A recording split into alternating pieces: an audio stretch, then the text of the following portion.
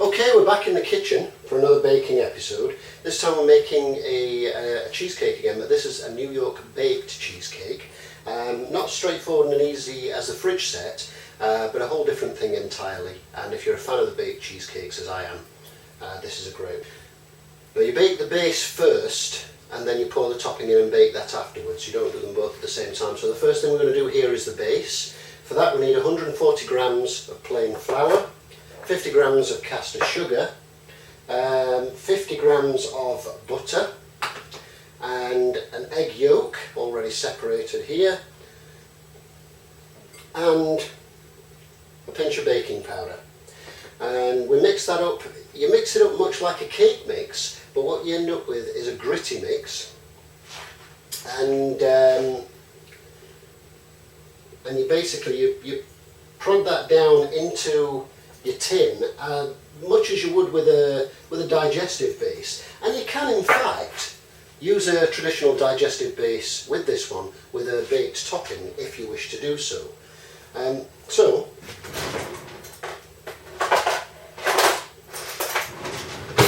half teaspoon of baking powder,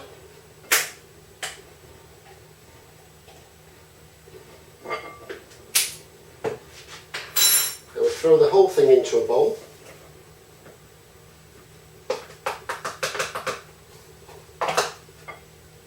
And we add in the softened butter. You can do this in the mixer if you wish, but frankly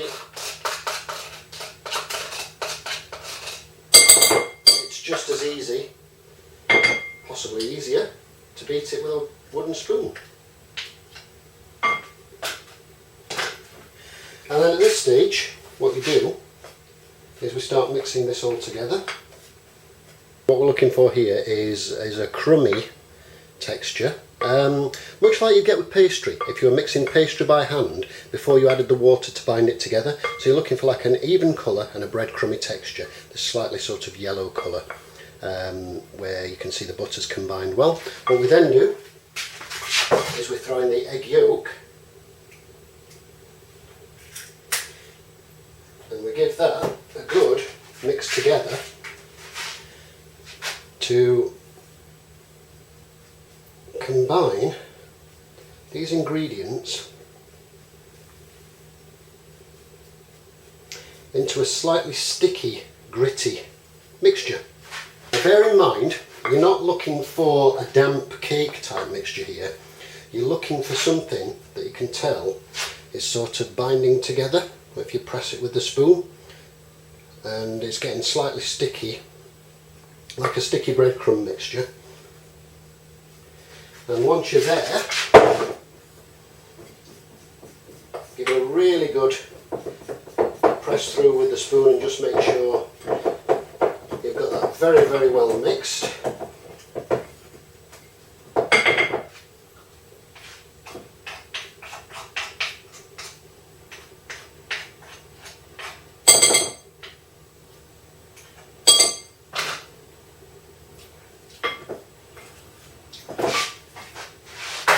And at this point,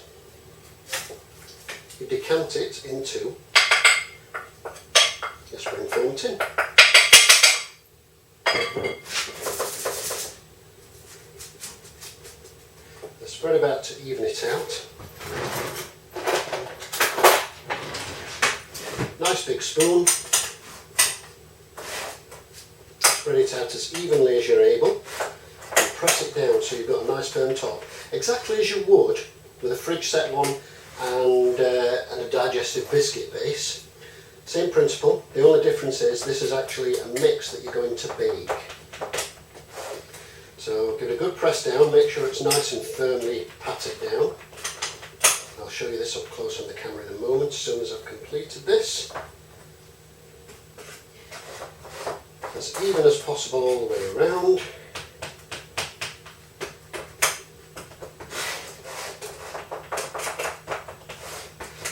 And although I do sometimes cheat and I use a digestive base, it's worth doing this from time to time because this particular baked base is very, very nice. And you can also liven it up a little bit, do different things to it. For example, you could put chocolate chips in there, you could put a bit of flavouring in there, you could do all kinds of things. So it doesn't just have to be a plain sponge type base. You can jazz that up a little bit as well if you wish, quite easily. So there we go. As you can see, all firmly patted down. That goes into an oven, 150 degrees for 20 to 25 minutes until it's a golden brown colour.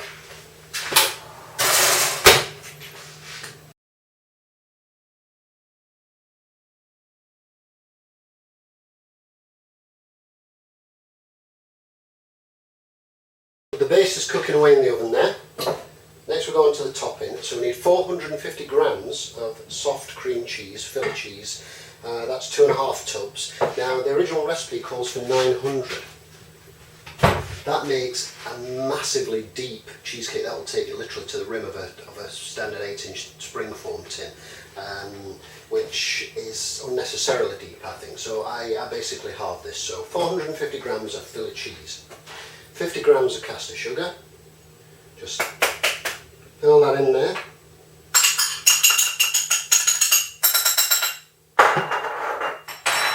Teaspoon of vanilla essence and 2 whole eggs. Now before you add the eggs, what we do is, using a spoon, we beat this lot together, and you're just giving it a good old mix together until it becomes nice and malleable.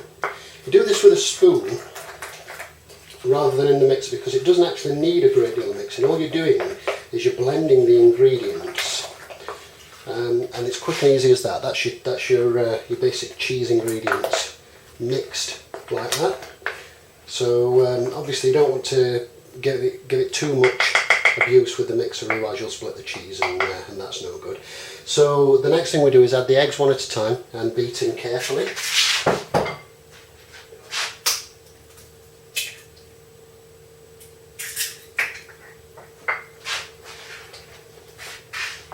And this, as you can imagine, turns a fairly thick, stodgy mixture into a surprisingly runny one.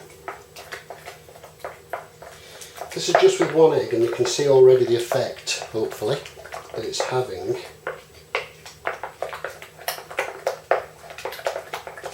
But of course it's the egg that sets the cheesecake. There goes the second one.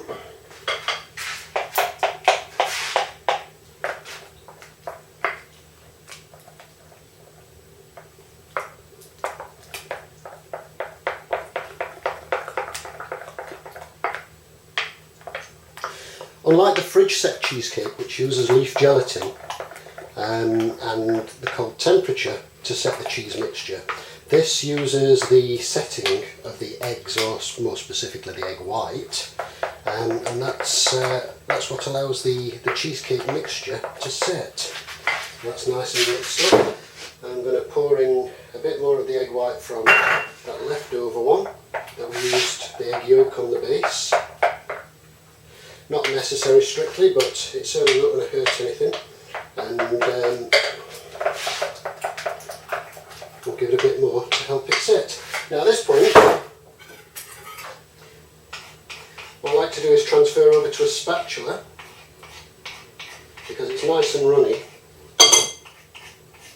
and I can give the bowl a good scraping on all sides and make sure everything is thoroughly mixed.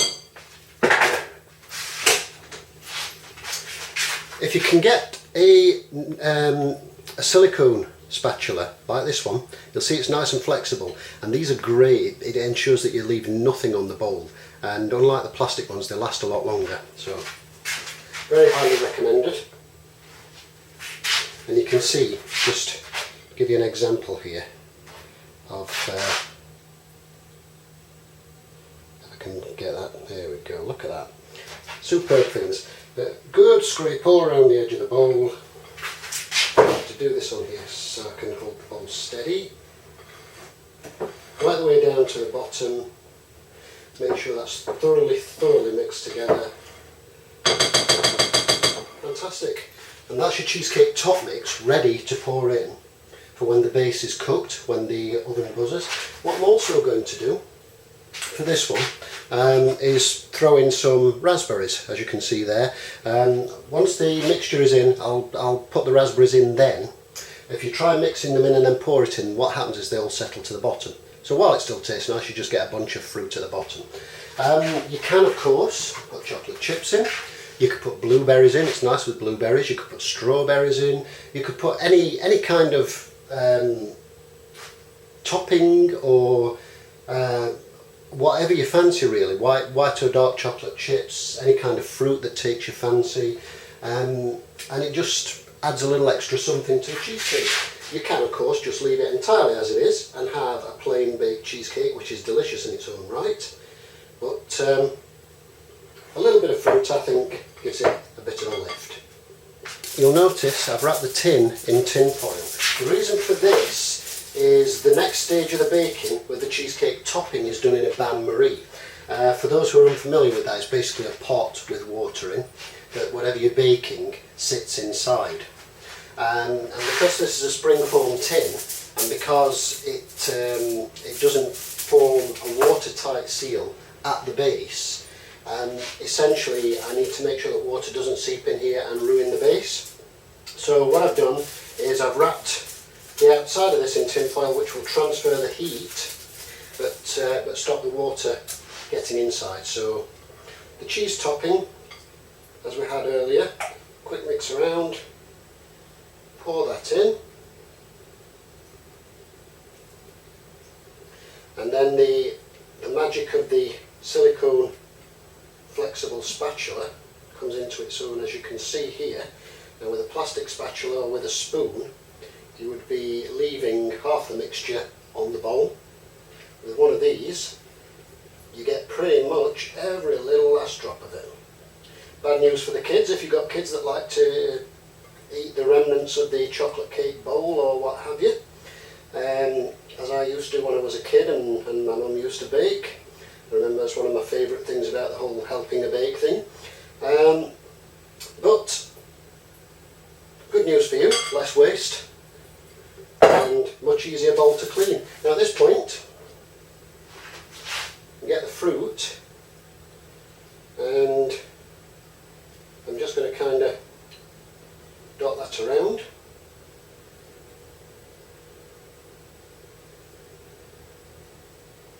Like so.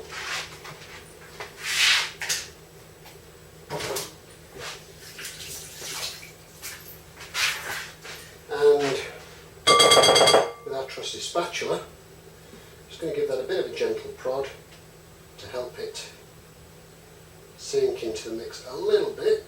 I want it sitting mainly on the surface, so as it sinks in, it will, if you can see that, I don't want to tip that too much for obvious reasons, but as it sinks in, it will look and taste delicious. Set the timer for 30 minutes, and I will check that, and if necessary, give it another 5 or 10 minutes. Typically 30 minutes with half mixture is good. What you're looking for is a slightly browned top that's risen a little bit, that's quite springy, but when you give it a shake it's still wobbly, and that's when you know it's cooked perfectly.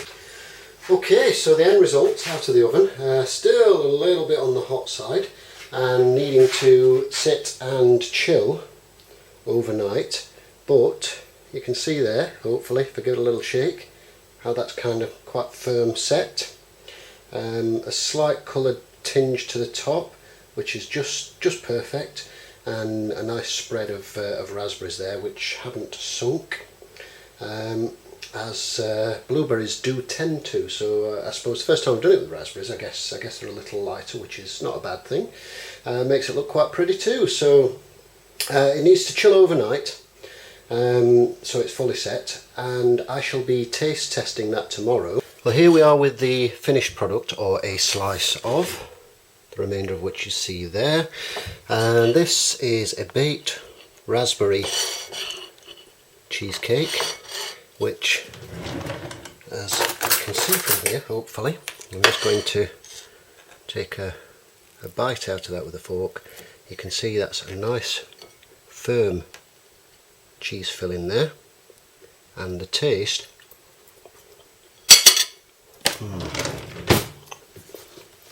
is absolutely delicious. Now, for cheesecake fans, you'll find the fridge set one to be slightly sweeter,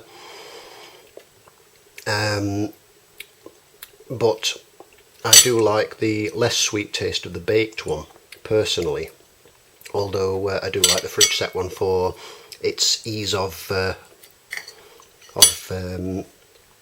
baking, if you like, for want of a better word, because obviously you don't bake it, it's just a case of mix all the ingredients together and pop it in the fridge and then enjoy it the next day.